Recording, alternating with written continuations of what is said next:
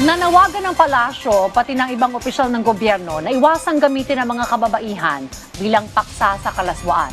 Kaugnayan ng kontrobersyal na pahayag ni Quezon City 4th District Representative Bong Suntay sa isang aktres sa isang pagdinig ng House Committee on Justice. Ang detalye sa report ni Clazel Pardilia. Alam mo, minsan nasa Shangri-La ako, nakita ko si Ann Curtis. Ang ganda-ganda pala niya.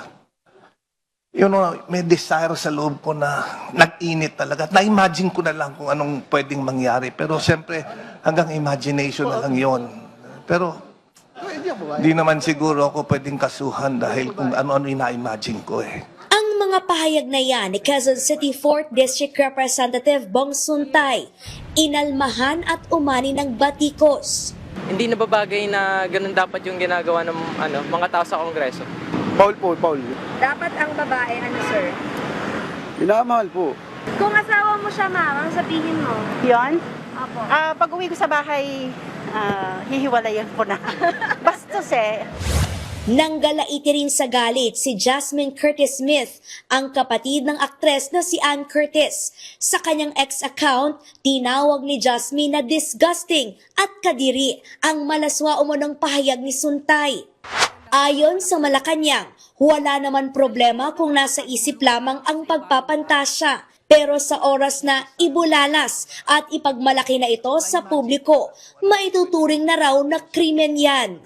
This is definitely a sexual innuendo. Hindi po ito masasabing walang krimen. The mere fact na sinabi niya to in public, to the public, pertaining to a particular person, it is already covered by Safe Spaces Act. Bilang isang mambabatas, git ni Senator Riza Hontiveros, dapat ipaalala kay Suntay na may umiiral na bawal bastos law kung saan pinaparusahan ang mga sexual comment. Binanggit ni Suntay ang mga sexual remarks sa deliberasyon ng ikatlong impeachment complaint laban kay Vice President Sara Duterte. Inihalin tulad niya ang kanyang imahinasyon sa mga aligasyong sedisyon sa bise. Hindi umano maituturing na kasalanan ang pagdalo ni Duterte sa rally kung saan binatiko si Pangulong Ferdinand R. Marcos Jr. gaya ng kanyang katahang isip sa TV host at model.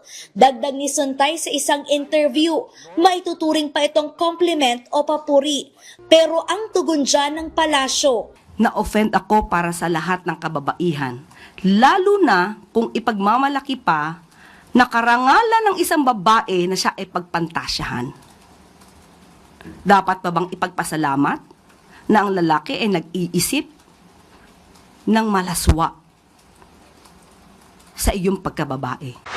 kinundi na rin ng Philippine Commission on Women ang sexist remark ni Suntay. Hinikayat din siya ng ahensya na sumailalim sa gender sensitivity training. Nanawagan naman si Quezon City Mayor Joy Belmonte kay Suntay na humingi ng dispensa. Ang mga binitawang salita raw ng kongresista, kabaliktaran sa mga isinusulong ng kanilang lungsod na proteksyonan at igalang ang mga kababaihan. Nagsorry na si Suntay. But sa time, there was a meeting of there was no malice intended. Sa House Committee on Justice, napagdesisyonan na ipabura sa record ng pagdinig ng komite ang mga sinabi ni Suntay.